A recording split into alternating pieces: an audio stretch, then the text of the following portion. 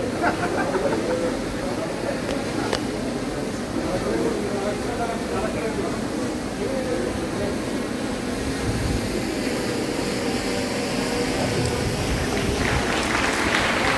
Award for Educational Excellence 2024 in association with J University കൊച്ചിയുടെ ഔപചാരികമായിട്ടുള്ള ഉദ്ഘാടന ചടങ്ങാണ് നമ്മൾ കണ്ടുകൊണ്ടിരിക്കുന്നത്, നമ്മൾ സാക്ഷി വഹിക്കുന്നത്. ബഹുമാന്യനായ പ്രതിപക്ഷ നേതാവ് അഡ്വക്കേറ്റ് വി ഡി സതീശൻ എന്നിവരാണ് ഉദ്ഘാടനം ചെയ്യാനായി ചേർന്നിരിക്കുന്നത്.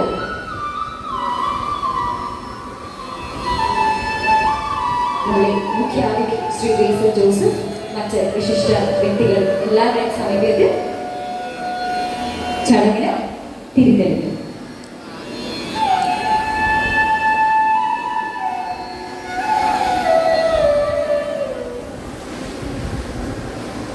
പ്രിയങ്കരനായ അധ്യക്ഷൻ ശ്രീ വൈദികരുടെ വേദിയിലും സദസ്സിലിരിക്കുന്ന ഏറ്റവും പ്രിയപ്പെട്ടവർ, ഹൃദയത്തിലാണ് ഹൈബി ഈഡൻ എന്ന് ചുവരിലും ബോർഡിലും ഒക്കെ കാണുമ്പോൾ എല്ലാവരും ഓർക്കും അത് എങ്ങനെയാണ് ഒരാൾ ഹൃദയത്തിലാവുന്നത്. ഇതിൻ്റെ ഏറ്റവും വലിയ ഉദാഹരണമാണ് ഇതുപോലെ പരിപാടികൾ സംഘടിപ്പിച്ച് ജനങ്ങളുടെ ഹൃദയത്തിലാവുന്നത്. ഞാൻ എപ്പോഴും പറയുന്നൊരു വാചകം ആവർത്തിക്കുകയാണ്. ഇന്ന് അവാർഡ് ജേതാക്കളായി ഇവിടെ എത്തിയിട്ടുള്ള നിങ്ങളെല്ലാവരെയും ഞാൻ അഭിനന്ദിക്കുന്നതാണ്. നിങ്ങളുടെ രക്ഷകർത്താക്കളെ, നിങ്ങളുടെ അധ്യാപകരെ, എല്ലാവരും. നിങ്ങൾ നിങ്ങളുടെ മാതാപിതാക്കളുടെ സ്വപ്നവും പ്രതീക്ഷയാണ്, സംശയമില്ല അല്ലേ? പക്ഷേ നിങ്ങളുടെ MP പറയുന്നത് എന്താ? നിങ്ങൾ നിങ്ങളുടെ മാതാപിതാക്കളുടെ മാത്രം സ്വപ്നവും പ്രതീക്ഷയുമല്ല, നിങ്ങൾ ഈ നാടിൻ്റെ കൂടി സ്വപ്നവും പ്രതീക്ഷയുമാണ് എന്നാണ്. ഇതാണ് സോഷ്യോ ഇക്കണോമിക് ചേഞ്ചാണ് വിദ്യാഭ്യാസത്തിലൂടെ.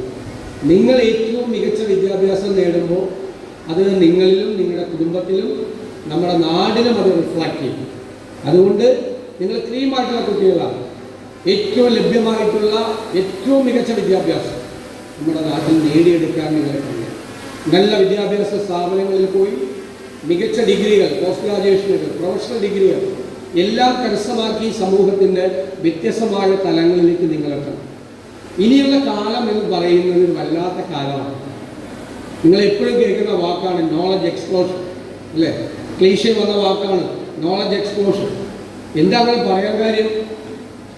ലോകത്ത് എല്ലായിടത്തും വലിയ റിസർച്ച് നടന്നുകൊണ്ടിരിക്കുകയാണ്. നമ്മളിവിടെ ഇരിക്കുന്ന സമയത്ത്, സംസാരിക്കുന്ന സമയത്ത് ഓരോ മിനിറ്റുകളിലും പുതിയ അറിവുണ്ടായിക്കൊണ്ടിരിക്കുകയാണ്. വൈവിധ്യമാർന്ന വിഷയങ്ങളിലാണ് പുതിയ അറിവുകൾ എത്തുന്നത്. ആ അറിവുകൾ വരുന്നതിൻ്റെ സ്പീഡ് എന്ന് പറയുന്നത് അവിസ്മരണീയമായ വേഗതയിലാണ് പുതിയ അറിവുകൾ ഉണ്ടാകുന്നത്. അത് നമ്മുടെ ഭൂതകാലത്തെക്കുറിച്ച്, നമ്മുടെ പാസ്റ്റിനെ കുറിച്ച് നമുക്കിപ്പോൾ കൂടുതൽ പഠിക്കാൻ പറ്റുന്നു, കൂടുതൽ കാര്യങ്ങൾ അറിയാൻ പറ്റുന്നു. നമ്മുടെ ഫ്യൂച്ചറിൽ സംഭവിക്കാൻ പോകുന്ന കാര്യങ്ങളുടെ പ്രൊജക്ഷൻ അതെല്ലാം ഇപ്പോൾ വരുന്നു.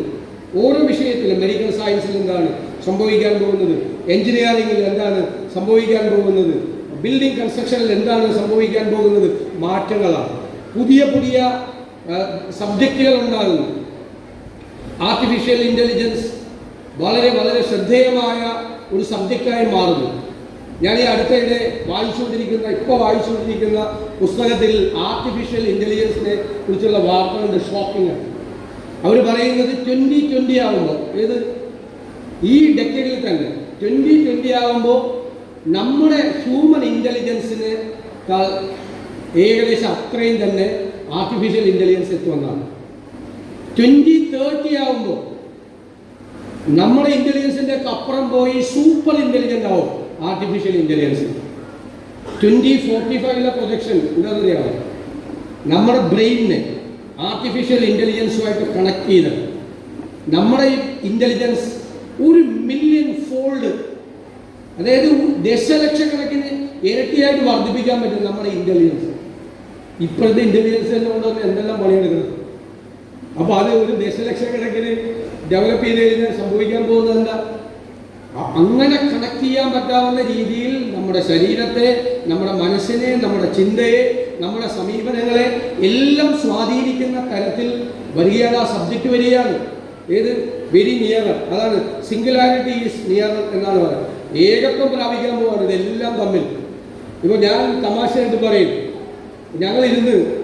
ഞാനും ബേസിൽ ജോസഫ് കൂടി ഇരുന്ന് ഹൈബി ഈഡൻ പ്രസംഗിച്ചുകൊണ്ടിരിക്കുമ്പോൾ ഒരു പരദൂഷണം പറഞ്ഞിരിക്കുക. സാധാരണഗതിയിൽ ഞാൻ പറയപ്പോൾ എനിക്ക് ഭയങ്കര ഇഷ്ടമാണ്.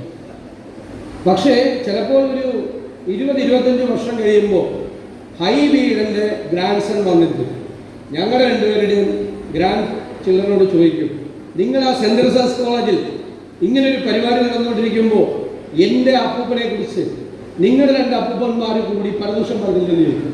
എന്താ കാര്യം എന്നറിയാമോ? ഇപ്പോൾ പറഞ്ഞ ഈ പരദൂഷണം ഈ അന്തരീക്ഷത്തിൽ തന്നെ ഉണ്ട്. അത് ഭാവിയിൽ അന്തരീക്ഷത്തിൽ നിന്ന് പിടിച്ചെടുത്ത് അത് ഡീകോഡ് ചെയ്ത് അത് എന്താണെന്ന് മനസ്സിലാക്കാൻ പറ്റും. അപ്പോൾ ഞാനിപ്പോൾ ഈയിടെ ഭയങ്കര സൂക്ഷിച്ചാണ് പരദൂഷണം പറയുന്നത്. സീരിയസ് ആയിട്ട് പറഞ്ഞാണ്. നിങ്ങൾ മൊബൈൽ ഫോണിനെ കുറിച്ച് നേരത്തെ പറഞ്ഞപ്പോൾ ആരെങ്കിലും അത് വിശ്വസിച്ചിരുന്നോ? മൊബൈൽ ഫോണിനെ കുറിച്ച് വിശ്വസിച്ചിരുന്നോ? ഒരാളും വിശ്വസിച്ചിരുന്നില്ല. ഇവിടെ ഇരുന്നാൽ അമേരിക്കയിലുള്ള ആളുമായിട്ട് ഫോണേ ഉണ്ട്, വെറുതെ തമാശ പറയില്ലെന്ന് പറയും. അതുപോലെ അതിനെ കണക്ട് ചെയ്യുന്ന ഒരു സംഭവം ഉണ്ടല്ലോ എന്ന് പറഞ്ഞ പോലെ ഉള്ള പുതിയ കാര്യങ്ങളാണ്, പുതിയ ഇൻഫർമേഷൻസ് ആണ് വരുന്നത്. ഇപ്പൊ നമ്മളെല്ലാവരും പറയും എൻ്റെ വെളുത്ത നിറം, ഞാൻ വെളുത്തവൻ, നീ കറുത്തത്, ഞങ്ങൾ ആര്യന്മാരാണ്, ഉണ്ടോ? ഒന്നുമല്ല. ഇപ്പൊ പുതിയ വിവരങ്ങൾ തെളിഞ്ഞു.